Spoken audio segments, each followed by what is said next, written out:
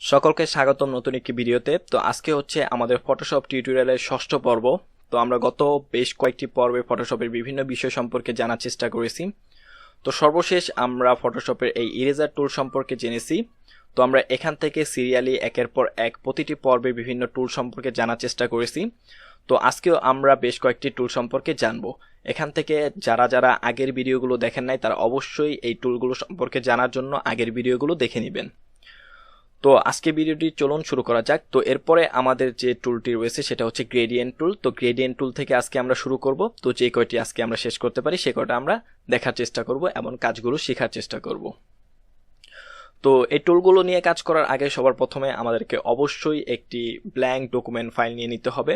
তো আমরা এখান থেকে ফাইলে গিয়ে নিউতে ক্লিক করে তারপরে এখান থেকে আমাদের খুশি মতো যে কোনো একটি সাইজ দিয়ে এবং এখান থেকে যে ব্যাকগ্রাউন্ড কন্টেন্টটা রয়েছে সেটা অবশ্যই হোয়াইট দিয়ে তারপরে ওকে দিয়ে দিব। এটা আপনারা সকলেই জানেন, আমি অবশ্যই এই বিষয় নিয়ে আলোচনা করেছি পূর্ববর্তীতে। তো আপনারা যারা যারা সেই বিষয়টি নিয়ে জানেন না তারা অবশ্যই আগের ভিডিওগুলো দেখবেন, তাহলে খুব সহজে এই বিষয়গুলো ক্লিয়ার হয়ে যাবে। তো আমাদেরকে অবশ্যই সবার প্রথমে এখান থেকে এটাকে আনলক করে নিতে হবে এবং আমরা এখন আমাদের গ্রেডিয়েন্ট টুলটার কাজ দেখার চেষ্টা করব। তো গ্রেডিয়েন্ট টুল নিয়ে কাজ করার আগে সবার প্রথমে আমাদেরকে একটি এরিয়া সিলেক্ট করে নিতে হবে। তো এরিয়া সিলেক্ট করার জন্য আমরা বিভিন্ন ধরনের অপশন এখান থেকে ইউজ করতে পারি। তার মধ্যে এখান থেকে আমরা চাইলে রেক্টেঙ্গুলার ইউজ করতে পারি বা ইলিপস ইউজ করতে পারি। তো সেটার দরকার নেই, আমরা খুব সহজে এখান থেকে একটি শেপ নিয়ে নিতে পারি। এই যে দেখতে পাচ্ছেন যে রেক্টেঙ্গুলার টুল নামে একটি অপশন রয়েছে। তো আমরা জাস্ট এখান থেকে এটাকে সিলেক্ট করে এখানে একটা রেক্টেঙ্গুলার নিয়ে নিব। তো রেক্টেঙ্গুলারটি নিয়ে নেওয়ার পর তারপর এখান থেকে কন্ট্রোল এন্টার দিয়ে দেবো যাতে এটা সিলেকশন এরিয়া হয়ে যায়। তো তারপর এখান থেকে একটা নতুন লেয়ার নিয়ে নিব যাতে আমাদের যে কাজগুলো করব সেগুলো নতুন লেয়ারের মধ্যে হয়ে যায়। তো এখন আমরা আমাদের সেই গ্রেডিয়েন্ট টুলটা আবার সিলেক্ট করি। তো গ্রেডিয়েন্ট টুলটা সিলেক্ট করার পর আমরা দেখতে পাচ্ছি যে উপরে অনেকগুলো অপশন চলে এসেছে, আপনারা অবশ্যই দেখতে পাচ্ছেন আশা করি। তো সবার প্রথমে রয়েছে এখানে গ্রেডিয়েন্ট অপশন বা গ্রেডিয়েন্ট কালার মোড। তো আমরা চাইলে এখান থেকে খুব সহজে গ্রেডিয়েন্টের বিভিন্ন প্যাটার্ন দেখতে পারি। দেখতে পাচ্ছেন এখানে বিভিন্ন ধরনের প্যাটার্ন রয়েছে যেগুলো ডিফল্ট প্যাটার্ন, যেগুলো ফটোশপ তৈরি করে রেখেছে আগে থেকে আমাদের জন্য খুব সহজে আমরা যাতে ইউজ করতে পারি। এছাড়াও এখানে আরও বেশ কিছু অপশন রয়েছে, যেমন এখানে গ্রেডিয়েন্টের বিভিন্ন ধরন রয়েছে, আপনার গ্রেডিয়েন্টটি কীরকম হবে সেই বিষয়গুলো সম্পর্কে এখানে একটি অপশন রয়েছে। যেমন এটা রয়েছে লিনিয়ার গ্রেডিয়েন্ট, তারপরে এখানে রয়েছে রেডিয়াল গ্রেডিয়েন্ট, তারপরে এখানে আরও রয়েছে অ্যাঙ্গেল গ্রেডিয়েন্ট, তারপর রয়েছে রিফ্লেক্টেড গ্রেডিয়েন্ট, তারপর রয়েছে ডায়মন্ড গ্রেডিয়েন্ট। এছাড়াও এখানে রয়েছে মোড, যেটা দিয়ে আপনারা ইউজ করতে পারেন বিভিন্ন ধরনের। এই মোডটা অপশনগুলো আপনারা একটা একটা করে ইউজ করে দেখবেন যে আসলে কি চেঞ্জ আসে। এছাড়াও রয়েছে অপাসিটি, আপনারা অপাসিটি কমায় বাড়ায় নিতে পারেন। তো আমাদের মূলত এত বেশি অ্যাডভান্সভাবে জানার কোনো বিষয় না, আমাদেরকে অবশ্যই এই গ্রেডিয়েন্ট টুলটা ইউজ করা শিখতে হবে এবং গ্রেডিয়েন্ট টুলটা কী কাজে ইউজ হয় সেটা জানতে হবে। তো আমরা মূলত গ্রেডিয়েন্টটা ইউজ করব বিভিন্ন ধরনের কালার কম্বিনেশন করার জন্য। যেমন এখানে আপনারা একটা দেখতে পাচ্ছেন যে এখানে কয়েকটি কালার মিলে একটি কালার তৈরি করা হয়েছে এবং একটি কম্বিনেশন তৈরি করা হয়েছে, সুন্দর ডিজাইন তৈরি করা হয়েছে। এই ডিজাইনটা মূলত আমরা ইউজ করব আমাদের প্রজেক্টে বা আমরা যে কোনো ধরনের ফাইলে আমরা ইউজ করতে পারি এটা। তো এই জন্য সবার প্রথমে আমাদেরকে এখান থেকে এই যে ডিফল্ট যে গ্রেডিয়েন্টগুলো রয়েছে এগুলো আমরা ইউজ করতে পারি চাইলেই। তো আমরা যদি এইটা সিলেক্ট করে নিই, তারপরে যদি আমরা আমাদের এই ফাইলে চলে আসি এবং দেখতে পাচ্ছেন যে একটি সিলেকশন এরিয়া কিন্তু আমরা অলরেডি এখানে ক্রিয়েট করে রেখেছি।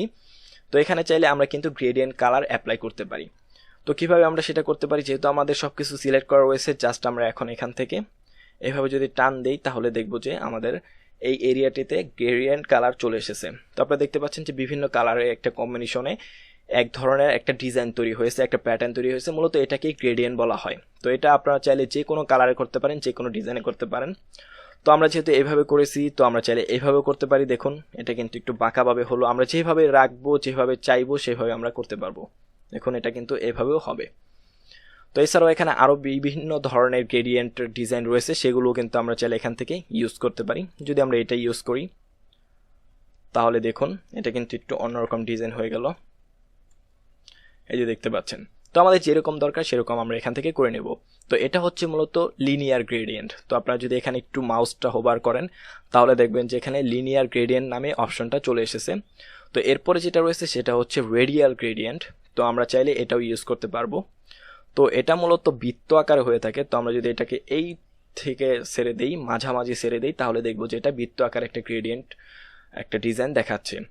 তো এছাড়াও এখানে আরও একটি অপশন রয়েছে, সেটা হচ্ছে এই যে এটা। তো এটা হচ্ছে মূলত অ্যাঙ্গেল গ্রেডিয়েন্ট। তো আমরা যদি এখানে সিলেক্ট করি, তারপর এখান থেকে যদি নিয়ে আসি, তাহলে দেখুন খুব সহজে এটা কিন্তু একটা অ্যাঙ্গেল মাফিক হয়ে যাচ্ছে।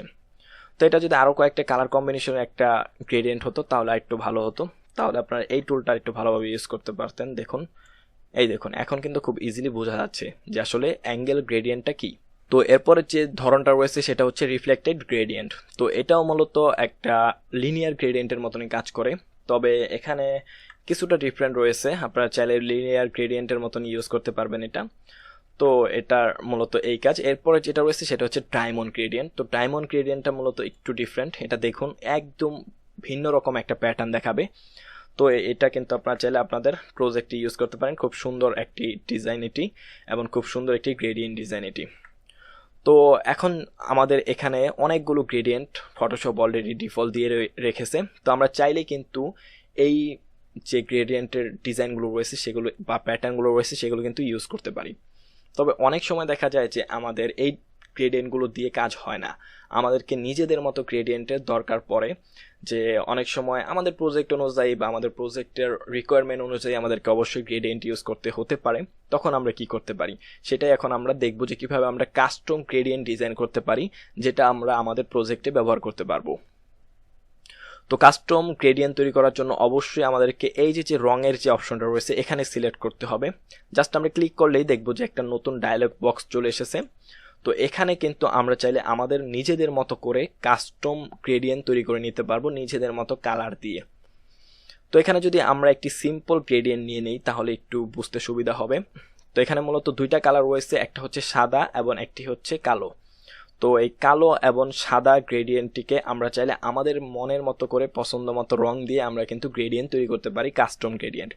তো এই জন্য আমাদের এখানে দেখতে পাচ্ছেন যে দুইটা অপশন রয়েছে, একটা উপরের দিকে একটা নিচের দিকে। তো আমরা যদি এই নিচের অপশনটাতে ক্লিক করি তাহলে দেখবো যে আমাদের এখানে কালার দেওয়ার অপশন চলে এসেছে। তো আমরা যদি রেড দিয়ে দিই এই কালারটা, এবং এইখানে যদি আমরা আবার সিলেক্ট করি এবং এখান থেকে যদি আমরা এটি গ্রিন দিয়ে দিই, তাহলে দেখুন রেড এবং গ্রিনের একটা কম্বিনেশনে একটা গ্রেডিয়েন্ট তৈরি হয়েছে।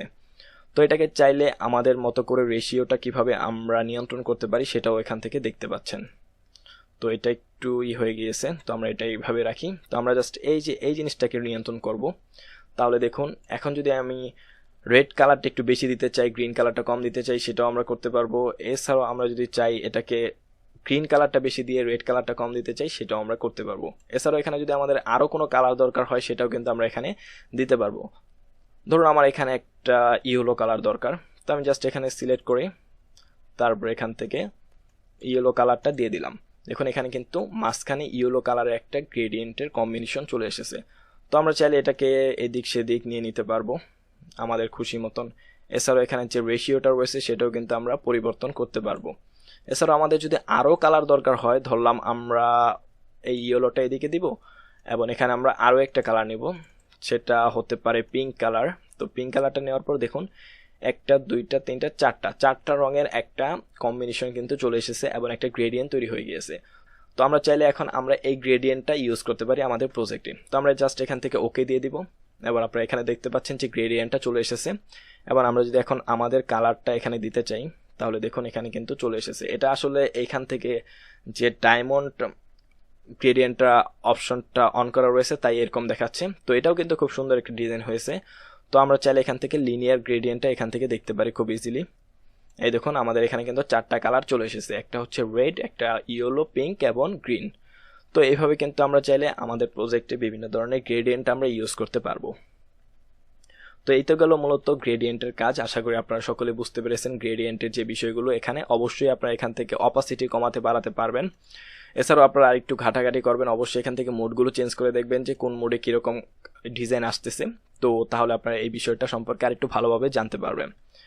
এরপরে যে টুলটা রয়েছে সেটা হচ্ছে প্রিন্ট ব্র্যাকেট টুল। তো এই বাকেটটা মূলত রং করার কাজে ইউজ করা হয়। তো রংটা কিরকম রং, এটা হচ্ছে সলিড কালার ইউজ করার জন্য। যেমন এখানে রয়েছে গ্রিন কালার, তো আমরা যদি এই এরিয়াটাতে একটা গ্রিন কালার ইউজ করতে চাই তাহলে অবশ্যই এই বাকেটটা ইউজ করতে পারি। জাস্ট আমরা এখানে ক্লিক করব, দেখুন গ্রিন কালার হয়ে গেছে। তো আমরা যদি এখান থেকে কালার চেঞ্জ করি, আরও যে কোনো কালার দিতে পারি এখান থেকে, জাস্ট এখানে ক্লিক করব, দেখুন কালার কিন্তু হয়ে গিয়েছে। এছাড়াও আমরা যদি চাই এখানে একটা প্যাটার্নের কালার আনবো, তো এখান থেকে কিন্তু আমরা চাইলে এই প্যাটার্নটাও এখানে অ্যাপ্লাই করতে পারি এই টুলটার মাধ্যমে। যে কোনো ধরনের প্যাটার্ন, এই প্যাটার্নটা আমি নিচ্ছি। তারপরে এখানে এসে জাস্ট আমরা ক্লিক করব, দেখুন এই প্যাটার্নটা কিন্তু হয়ে যাচ্ছে। তো এটাই মূলত এই বাকেট টুলের কাজ। তো এই গেল মূলত আমাদের গ্রেডিয়েন্ট টুল এবং এই প্রিন্ট বাকেট টুলের কাজ।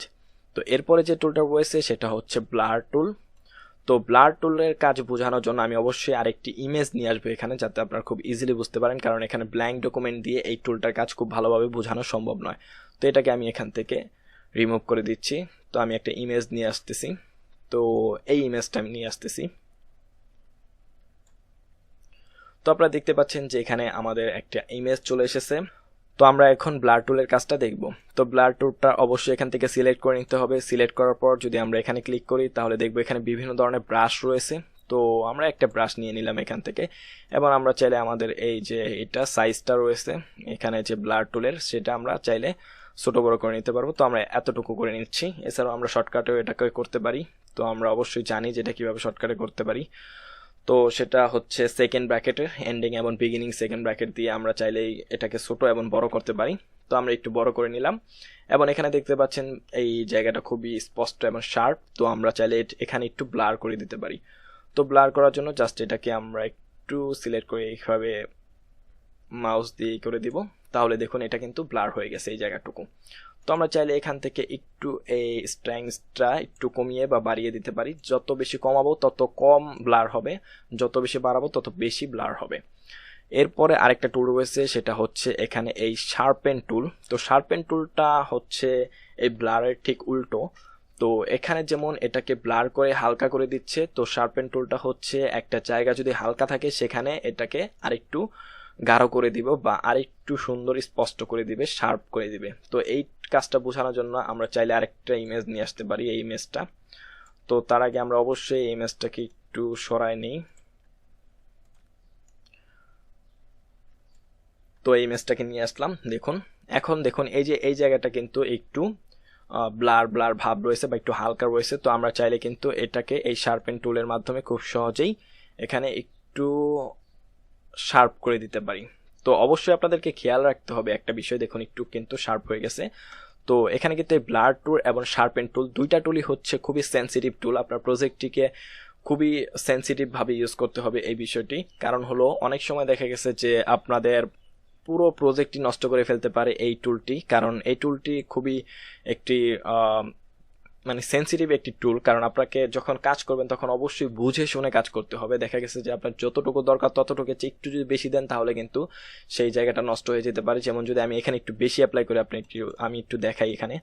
তো এই ব্লারটা যদি অতিরিক্ত হয়ে যায় তাহলে দেখা যাবে যে পুরো ইমেজটাই নষ্ট হয়ে যেতে পারে, বা এখান থেকে যদি শার্পেনটাও যদি অতিরিক্ত হয়ে যায় সেটাও কিন্তু এটার একটা বড় ক্ষতিকর প্রভাব আপনি দেখতে পারতে পারেন। দেখুন এখানে কি হয়ে গেল।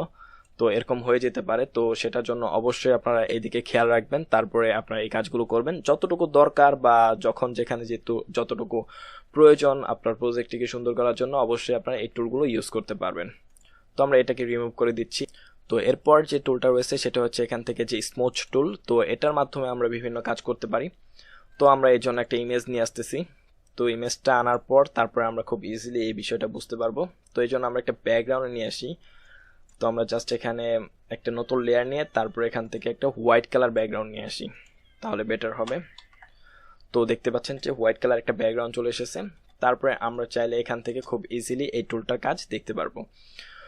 তো এই টুলটাকে সিলেক্ট করে সবার প্রথমে আমাদেরকে এখান থেকে যে কোনো একটা ব্রাশ নিয়ে নিতে হবে। আমরা এখান থেকে এই যে এই ব্রাশটা নিতেছি, তারপরে এটাকে একটু বড় ছোট করে নিতে পারি আমাদের চাহিদা মতো। তারপরে আমরা এখান থেকে চাইলেই এখান থেকে আমরা যে আমাদের এই যে চুলটা রয়েছে, দেখুন এই চুলটা কিন্তু কিরকম জানি এই চুলটা খুব একটা ভালো নাই। তো আমরা চাইলে এখান থেকে চুলটাকে আমাদের খুশি মতন যে কোনো ধরনের করে নিতে পারবো। দেখুন আমি যদি চাই এটাকে যদি একটু করে দিতে, আমি একটু এটাকে অপাসিটিটা বাড়িয়ে দিচ্ছি। ও এখানে সরি, এখানে আসলে আমি নিচের লেয়ারটাকে সিলেক্ট করে রাখছিলাম, এই জন্য আসলে এখানে বোঝা যাচ্ছিল না যে এখানে কি হচ্ছে। তো আমি অপাসিটিটা একটু কমিয়ে দিই। তারপরে এখান থেকে যদি আমরা চাই চুলটাকে একটু বড় করে দিব। দেখুন অনেক এডিটর বা যারা ফটোগ্রাফি করে মূলত তারা অনেক সময় দেখা গেছে যে ফটো এডিট করার জন্য এই টুলটা সবচেয়ে বেশি ইউজ করে থাকে। অনেক ইয়াং জেনারেশন দেখা যায় যে তাদের চুলগুলো খাড়া করার জন্য বা চুলগুলো একটু স্পাইক করার জন্য এই ধরনের টুল ইউজ করে থাকে মূলত। তো আপনারা চাইলে এই টুলটি ইউজ করতে পারেন। এছাড়াও এখানে এই টুলগুলো দিয়ে অনেক প্রফেশনাল কাজও করা যায়, তো সেগুলো আপনারা চাইলে করতে পারেন। তো এখানে আমাদের কাজ হচ্ছে এই টুলগুলো সম্পর্কে আপনাদের পরিচয় করিয়ে দেওয়া। তো আশা করি আপনারা এখান থেকে বুঝতে পেরেছেন যে এই টুলটার কাজ কি। তো আপনারা অবশ্যই এটা নিয়ে আরেকটু ভালোভাবে রিসার্চ করবেন, দেখবেন যে এগুলো দিয়ে আর কি কি করা যায়। তো সেই বিষয়গুলো করার চেষ্টা করবেন এবং বেশি বেশি প্র্যাকটিস করবেন, যাতে এই বিষয়গুলো সম্পর্কে আপনাদের আয়ত্ত চলে আসে খুব সহজেই। তো এখানে মূলত এই ব্লার টুল, শার্পেন টুল এবং এই সবগুলো টুল সম্পর্কে আমরা জেনেছি। তারপরে এখানে রয়েছে গ্রেডিয়েন্ট টুল, পেইন্ট ব্র্যাকেট টুল। সো এই কয়টা টুল সম্পর্কে আজকে জানলাম। তো আশা করি আপনারা সকলে বুঝতে পেরেছেন ব্যাপারগুলো।